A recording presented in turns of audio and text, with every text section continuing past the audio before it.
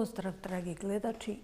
Денеска имам особена чест да разговарам со еден, можам да речам, добар соработник и пријател, кој еден период работеше во јавното предпријатие Јасен.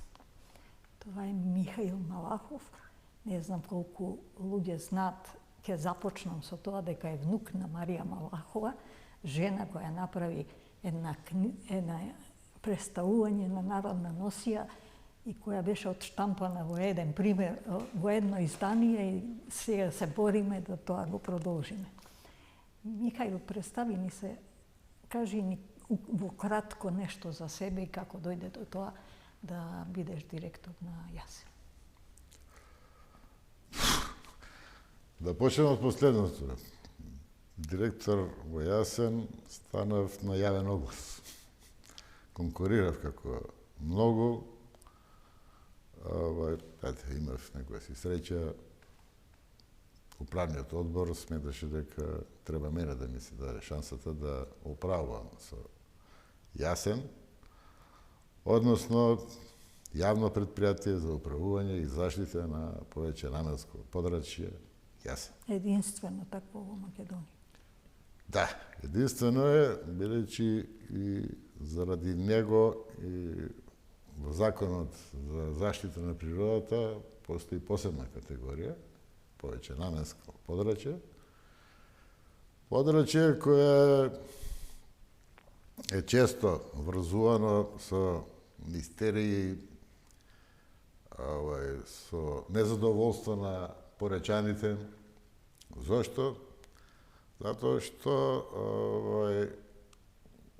согласно Законот за заштита на природата, повеќе наменско подрачје значи заштитено подрачје и дополнително значајно за одбраната на државата. Тоа е една од причините за незадоволството на поречаните, патот, кој практички Јасен е со режим и кој практички режимот започна од 2007-2008 година, бидејќи така владата одлучи. Се одвива сообраќајот наизмерично во еден во друг правец. Зошто? Затоа што ширината на патот не е соодветна за да може да се разминат две возила. И тоа е генерално голем проблем, не само за поречаните, па дури и за самиот Јасен и неговото функционирање, за кое веројатно понатака ќе стане збор во емисијата. Иначе, да, точно е. Јас сум внук на Марија Малахова Спис, која е германка, а дедо ми е руски емигрант. Они се запознаваат во тогашна Чехословачка, се развива љубов. Татко ми е роден во Виена. Виена е блиска до Словенија. Мајка ми е Мариборчанка. И патот, односно хемијата, не само меѓу нив, туку и по професија беа хемичари, ги донесе до Југохрум, тоа е Јагуновце, Тетовскиот крај, каде што практички продолжија со животот и најголем, значи од своја некоја си 11-12 годишна возраст, јас сум во Македонија. Јас пак ќе почнам со Јасен. Нашата соработка од таму почна и морам да кажам дека на вистина не ја знаев пред да почнеме со соработка и ми требаше едно добри 6 месеца на вистина да ја запознам, да можам да владеам со незиното подрачје. Во тој период и мислам дека единствено со твоето директорување Јасен беше користен туристички. Потенцијалите на туризам во Јасен се навистина големи. Од тоа да речеме, ни холанѓани ја ставија на прво место како прошетка која е единствена во овие области, до тоа да има ретки животински врсти кои беа добри за ботаничари, за луѓе кои се бават со наука, едноставно го проучува тоа и сето тоа може да се сведе на некој начин во туризам. Голем број на пештери во кои имаше соработка со спелеолозите, одржување на меѓународен спелеолошки камп, во тренинг сесии. Да, се она што е врзано со спелеологија, до користење на козјак како можност за спортски случувања. Дали е тоа пливање, едрење, едноставно место во кое имаше доста варијанти и можности да заживее спортски. Најде што, да почнеме од почеток. Јасен е формиран као шумски резерват. Јасен негде 57-58 година и доживувал повеќе трансформации, па денеска го викаат шумски резерват, па ловен резерват, некој кој воопшто слабо оделе во осмолетка или в средна школа, уште го нарекуваат национален парк. Така да, со текот на времето, тој си ја менуваше и својата функција. Ова Јасен денеска што го имаме, практички носи законска основа од 2005 година, кога владата на Бучковски, кој беше премиер во тоа време, донесе акт во кој се практички дава должностите, одговорностите, начинот на работа на јавното предпријатие за управување и заштита во ветеринарско подрачје Јасен. Од тогаш до денеска секако имаме дополнителни нови промени, генерално, затоа што денеска сме ние членка на НАТО Сојузот. Така да и во тој правец очекувам во некој си побрз период да има промени и да практички оној статус кој порано го имал како подрачје од особен значај за безбедноста на државата. И затворено. Се трансформира на некој друг начин согласно стратегиите што ги има владата, државата, Министерството за одбрана и така натака, но и секако делот кој се однесува на заштитата на природата и биодиверзитетот.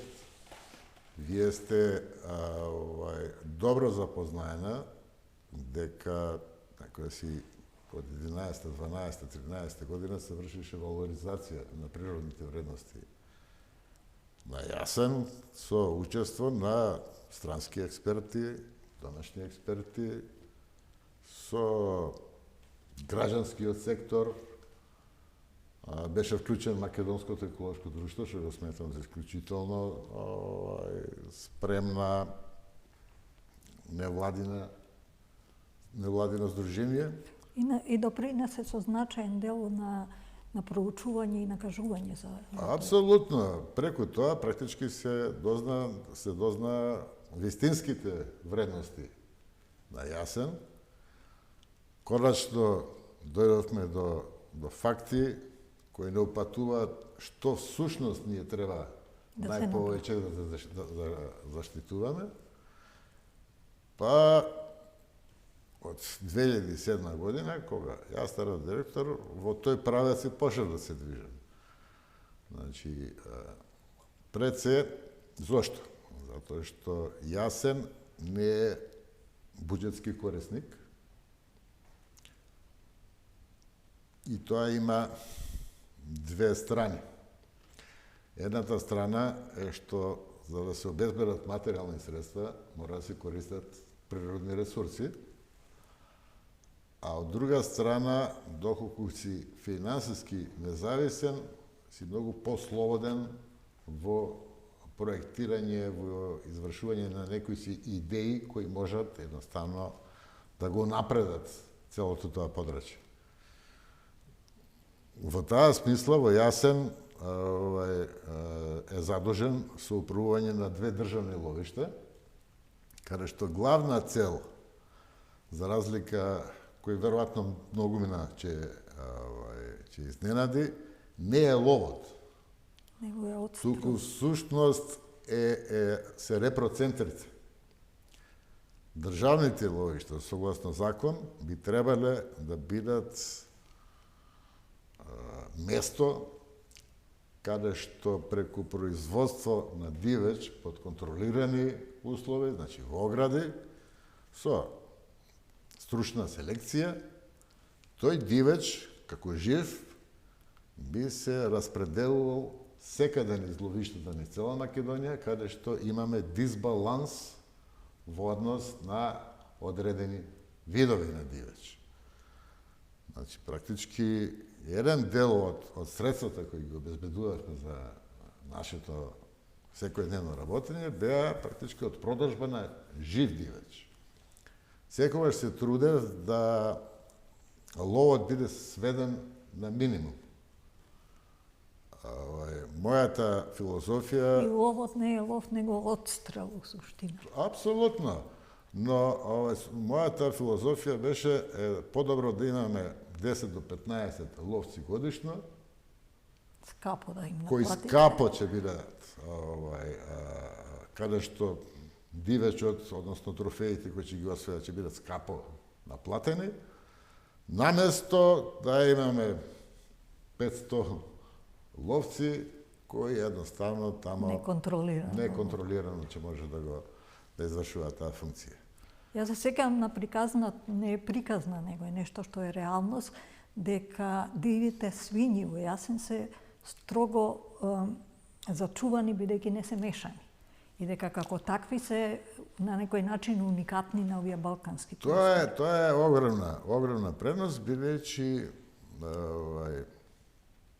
дивите свињи имаат во Јасен имаат посебна генетска линија, токму заради затворениот простор во кој се развиваат, односно тие за многу пократко време добиваат трофејна вредност, а не добиваат неки лажа. Да. Што сака да каже, трофејна вредност на дива свиња, која има заби од 24, 25, па и 26 сантиметри, односно злато, таа свиња кај нас тежи 75-80 килограми. Во другите ловишта и околните држави околу Македонија, тие достигнуваат тежини од 150-200 килограми. Зошто? Затоа што тие практички се трансформирале на еден или друг начин во питоми свињи, така да генетската линија која ние имаме е исто така материјал за тргување со други ловишта и практички импорт на одредени генетски линии, особено на еленот, кој па, од друга страна, на Македонија и се потребни. Јас дојдов кај тебе на повик за соработка во смисла на туристичките потенцијали на Јасен. Така. Кажи ми прво како дојде на идеја, бидејќи ја колку знам, единствено ти додека директоруваше, се водеше тој туризам во Јасен. И после твоето престанување на директорување и пред тоа нема тоа. А добро, претходниот период, ви кажав, значи до 2005 година Јасен користеше 100% буџетски средства. Веќе 2006 година Јасен беше во тешки загуби. Така да 2007 моравме да го враќаме назад финансиски. Многу ми беше јасно, уште од првиот ден, дека со искористување на природните ресурси што ги имаме, шуми, дивеч, тие брзо ќе се потрошат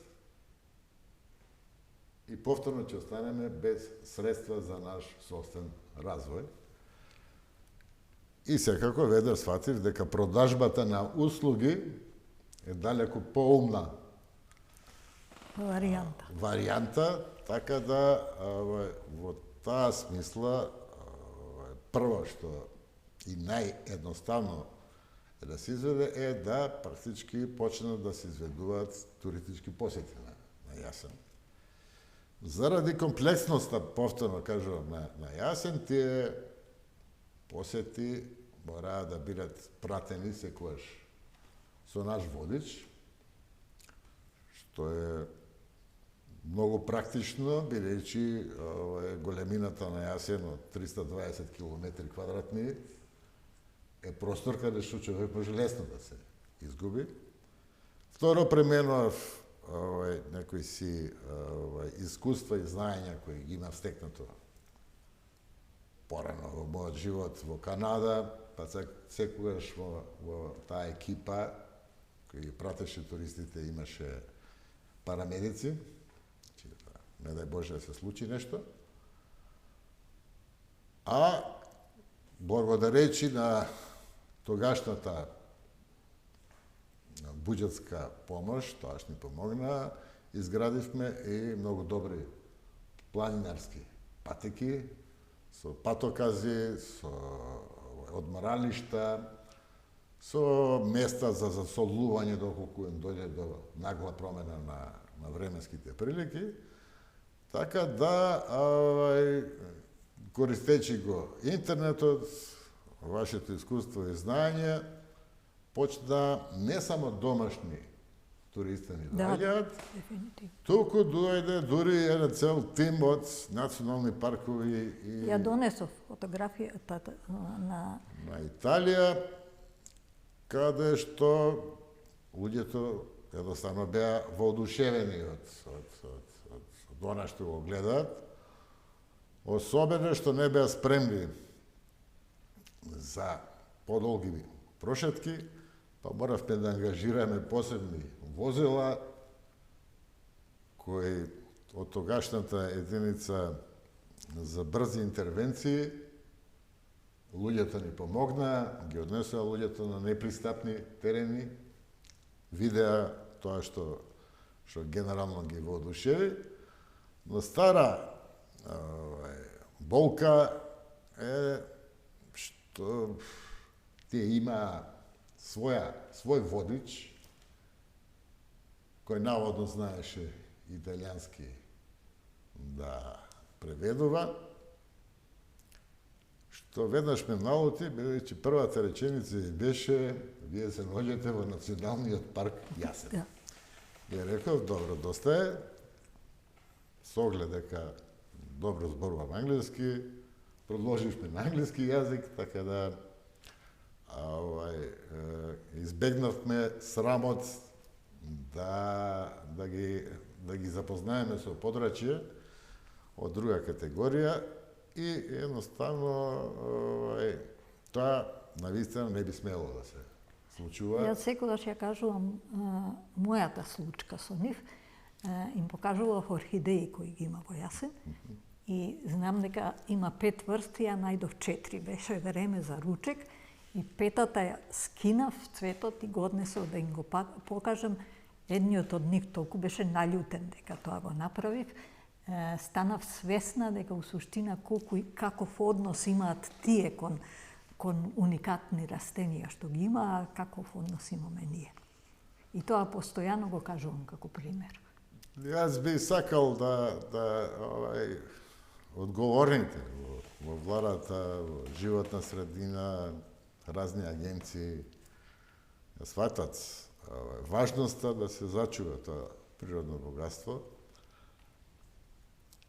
да се направи едноставно, како да кажам поинаку, правилник едноставно за посета на такви места, бидејќи уникатноста на биодиверзитетот кој конкретно за Јасен го зборувам, е ненадминлив.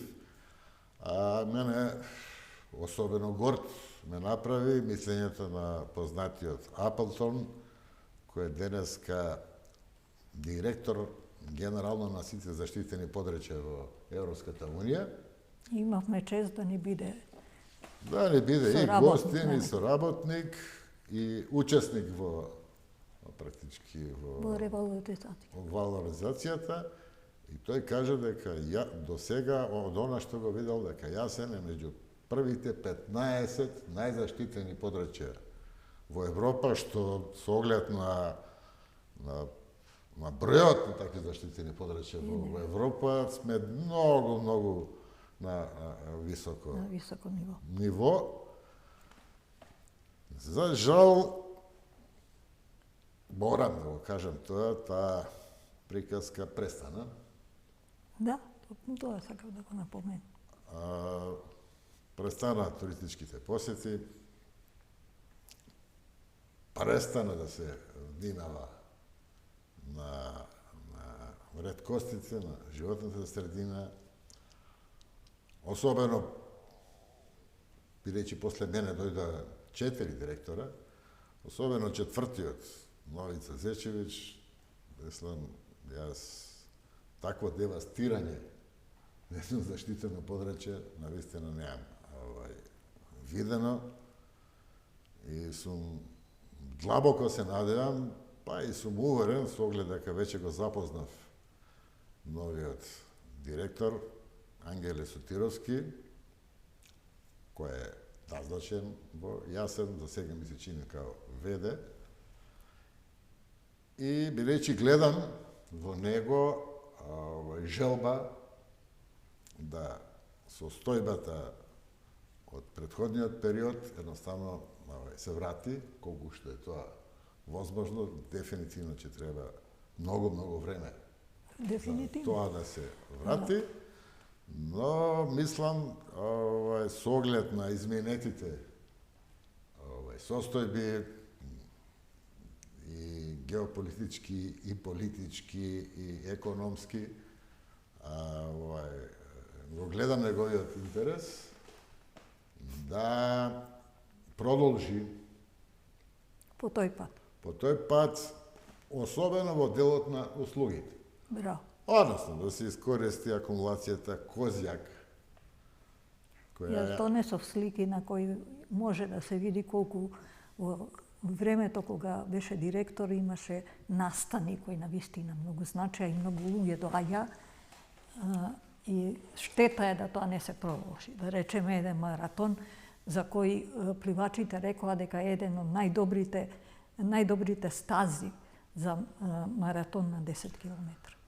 Па, треба да кажам причините. Пред се,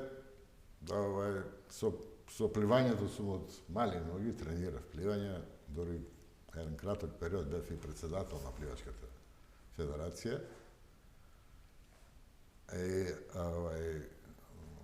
Знаев дека ние не може да учествуваме на Олимписки игри на стази од 10 километри, затоа што во Македонија имавме маратонска трка, многу позната и многу стара, на Охридското езеро, но немавме олимписка дисциплина на 10 километри пливање.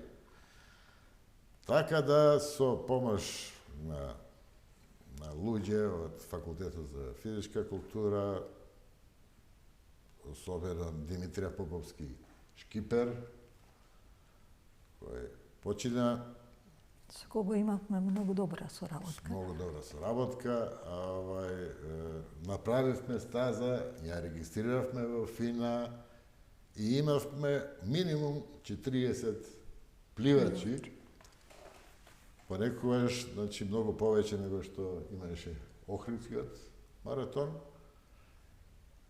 Имавме комплетна стручна помош од Министерката за внатрешни работи, Кордана Јанкуловска, која навистина се што можеше во однос на безбедноста на пливачите, во однос на пловни објекти за спасување и слични работи да го направи. И следниот чекор беше, ако може на Козјак, зашто да не го правиме на сите останати природни и вештачки млаци. Така да продолживме Дојранското езеро, продолживме на Тиквешкото езеро, продолживме на Велешкото езеро. Едноставно секаде онаму каде што имаше минимум услови за тоа нешто да се Морам да напоменам дека и млади деца пливачи беа. И да, имаше стаза на 2 километри, имаше стаза на 5 километри, имаше стаза на 10 километри. Така да... Меѓутоа, нивните реакции беа во одушевување од можноста да можат да пливаат на таков терен. Апсолутно. Најубавиот дел е што? Што на таквите трки кои ги организиравме обично пред Голема Богородица, значи во август, почетокот на август месец, што во Јасен, кој генерално е пусто подрачје, бидејќи огромен број на луѓе си селени тамо, немаат едноставно никакви економски активности. Особено говорам за селото Борова Брезница, Тажево, која ето за жал Изгорело. Некој период. Така да тамо се собира 2.500 луѓе кои се забавува и почнаа да сваќаат дека постои во близина на Скопје, на само 24-25 километри од центарот на градот, место и подрачје каде што можат да уживаат во природата. Јас сушност предложував и се надевам дека новиот директор на Јасен ќе ја спроведе таа идеја, бидејќи беше многу сложен кога разговаравме околу таа работа, да, сега, може грубо звучи, Козјак да биде Охрид за сиромашни. Значи, на Козјак би се поставиле платформи, на платформите би имало ресторанчиња, секако уредени, средени во однос на отпадот кој би се регулирал на тој начин. Тамо би сакал едноставно да кажам и за општината Македонски Брод, они вложија исто така дури во како се виката, гуповите да се изградат и да се може да се купат тамо парцели за да може да се изградат викендици, практички да се целото овозможи економски развој на целото подрачје, особено поречето. Морам да напоменам, јас во тоа време бев краток период председател на Спелошката федерација. Така. И имавме неколку настани во кои, бидејќи Јасен има пештери, има јами, посебно е позната јамата Срт, која постојано ја кажуваме една од 3 во светот по нејзините украси, кои се во вид на корали. Не се сеќам дали донесов слика. Меѓутоа помогна да дојдат од целиот Балкан спелеолози на неколку пати да имаме работилници кои помогнаа да повеќе се знае за пештерите во Јасен. Така, природно е да во Јасен има многу спелеолошки објекти заради геоморфологијата. Значи тоа се генерално карбонатна почва, и водата си наоѓа свој патишта едноставно да продира низ неа, формирајќи пештери, спелеолошки објекти и слични. Имавме соработка со многу здруженија кои понудија дури планови за уредување и туристичка посета на таквите, што е уште еден дополнителен приход и за Јасен, но и за државата, бидејќи, ако се сеќавате, имавме 2-3 групи на холанѓани кои практички дојдоа во Охрид на летување, па им се понуди тамо да практички ако сакаат да престојуваат малце во... Првата група беше, одложен беше авионот и со водичот кој ги водеше се договоривме да дојдат да го видат Јасен и да прошетаат по патеката.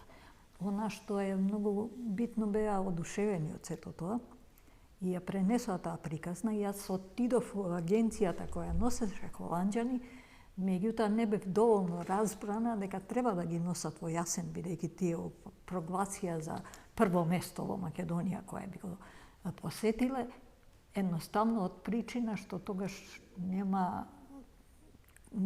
плаќа државата, даваше некои пари за посети, за одредени места, субвенции или како ги вика, не знам ни ја. Едноставно не најде за сходно дека тоа треба да го прошири и да ден денеска тие Холанџани доаѓаат. Па, идејата, ете сега како помагач, бидејќи јас рече сум во години кога сум во пензија, во тој правец едноставно би го советувал се како останува тоа на одлуките на директорот, на владата, ресорите, да баш овој потенцијал се искористи. Мојата една од првите идеи беше баш токму на овие две села што пред малку ги спомнав. Да, одевме горе за Борова, Брезница, Тажево.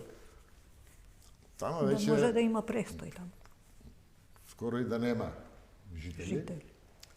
Но има прекрасни куќи со класична македонска стара архитектура. Многу практични за тоа. Тоа уште мојата баба Марија Малахова го насликала во тој албумот на македонски народни носи, каде што обично има трем, каде што има под тремот се чува стока, која во зимските месеци и кога е лоше времето се крие. На тој начин практички куќата се греела, бидејќи органското распаѓање едноставно предизвика температура и се направени комплетно од материјалите кои ги има во природата, во околината.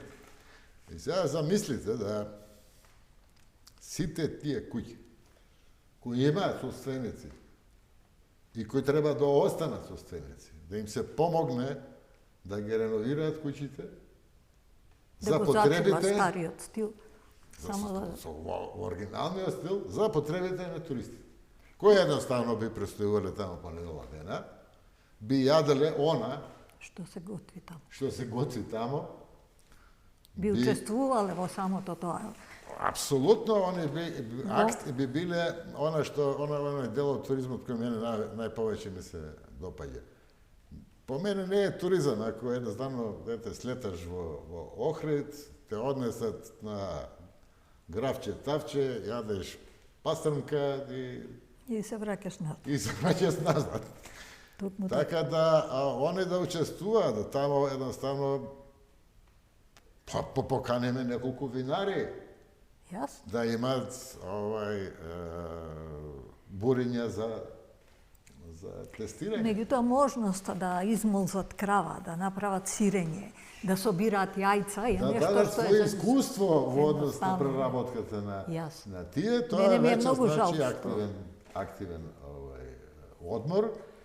И ја мислам дека тој активен одмор би траел на место 3-4 месеци, би траел 360 дена во годината. Апсолутно има можност. Зошто? Затоа што едноставно нема никаква потреба да се чека погодно време. Може би за бањање во Козјак езерото или за други активности врзани со водата, да, ама за сето останато, бјавање коњи, магариња, посета на одредени локалитети со исклучителна богат биодиверзитет, тоа сигурно би им значило. Мене ми е многу жал што ние ја почнавме тоа испитување на теренот, бевме во селата со неколку фамилии и разговаравме, меѓутоа не успеавме да го реализираме.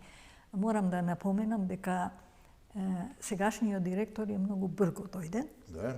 И поради тоа не го викнав да разговарам со него, бидејќи од разговорот што го имавме на некој начин ќе биде упатен и ќе биде на некој начин усмерен она што може да се работи во Јасен со твоја помош.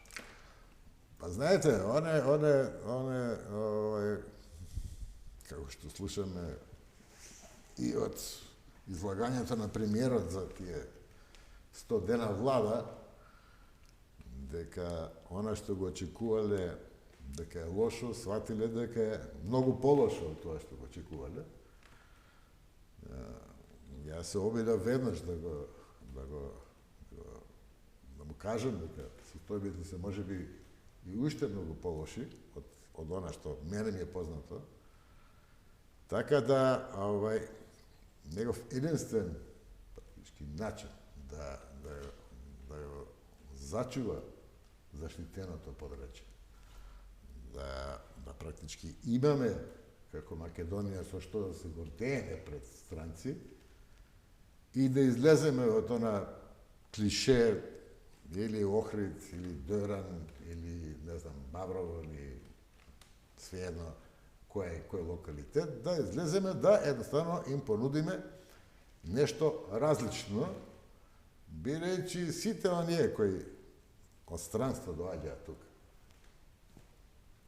посетиле и острови во некои јужни океани, мориња, посетиле најдобрите хотели во светот, имале веројатно можност да вкусат најдобрата храна, но ете, конкретно, ова искуство го немаат. Единствена, јас мислам, како понуда. Така да, мислам дека доколку се направи еден обид, еден собир на дипломатски представници тука во Македонија, и ако им се објасни целата идеја, па дури во македонски стил да се изгради дополнително дипломатско село, каде што секоја држава би имала едноставно свој објект, сметам дека на тој начин би привлекле практички граѓани од тие држави да што повеќе посетуваат. Нормално на тој начин многу побрзо и многу поедноставно би ги научиле сите правила на однесување во таквото подручје, бидејќи далеку од тоа да јас лично себе си се сметам за некој си експерт за заштита на природна средина и слично. Значи, тоа е по мене единствениот начин да побрзо научиме, додека се уште можеме ги заштитиме заштитените подрачја. Вие сами знаете, ние се обидувавме да конкурираме за заштита на Катлановското блато. Да. Целиот Катлановски предел кои се два посебно заштитени подрачја. Во склоп на Јасен и многу значајни на кој малце се. Спаѓа и Матка. Да. Да се доцни со некој си репрогласување, да се нема план за управување со заштитени подрачја, по мене е недопустливо. Апсолутно. Јас не ја пратам толку многу состојбата, знам дека Шараја прогласија за заштитено подрачје, ми се чини дури и национален парк. Национален. Но ја не знам дали имаат тие план за управување. Не сум слушнала. Македонски кажано, па дела вие едноставно да прогласите некој подрачје, доколку вие немате план едноставно за Истото сум го рекла за Матка многу пати. За жал, ние сме при крај на разговорот. Јас би сакала да кажам дека во тој период и нашите луѓе доваѓа, соработувавме со Скопско лето, на кое ги научивме дека по стазата може да се дојде, да не се пуши, цигарите да се остават на страна, или пак со предпријатија со кои правевме тимбилдинг. Така е, да. Значи има многу можности и многу варијанти со кои може да се стопанисува и да едноставно Јасен живее и да од тоа има бенефит. Не знам, веројатно се сеќавате на влезот во Јасен, во делот од Кула, наречен, стоеше табла горе. Сето ѓубре што ќе си го донесете со себе, на излез, ќе ви го бараме да го вратите назад, бидејќи ѓубре во Јасен не сме да се остава. И освен тоа, секогаш им кажував дека ако се најде ѓубре, прв што ќе биде одговорен, тоа е ренџерите во. И тие многу добро го знаеа тоа и поминува и пред и после тоа од кога ќе помина туристите. Тој е убавиот дел од приказката. Лошиот дел од приказката ја беше доколку некој кој поминува низ Јасен најдеше пластична шише или ѓубре, во смена на одговорниот кој се грижеше за безбедноста на патот, тој беше казнет во сума против вредност од 50 евра. Да. Така да брзо се научија сите. Дека треба ред да има. Ред. И што се смее, што не се смее. Така е. Мене ми беше многу драго што денеска имавме можност да разговараме за Јасен. Јасен некако го носам во душа, бидејќи прво научив многу, мислам дека допринесов многу за развојот на туризмот и многу ми беше жал кога таа приказна едноставно заврши. Се радувам дека можностите на продолжување на тоа со новиот директор кој е сега, едноставно ќе го заживеа тоа што некогаш го направивме. Бидејќи има сите можни услови и можност да тоа се реализира. Искрено кажано, верувам дека Ангеле Сотировски, значи новиот директор, кој е 10 дена директор, така нешто. 10-15 дена директор, со сите негови знаења и можности ќе се заложи едноставно, како што кажа, ако не помалку, барем да те надминам во она што си го работел ти. Што е една голема благодарност за мене. Браво. Драги гледачи, ова беше се за денеска. Се надевам дека Јасен ви остави, приказната за Јасен ви остави убав впечаток и дека ќе имаме можност во нареден период да го заживееме тоа и да имаме можност да прошетаме по некоја од патеките. За секој случај.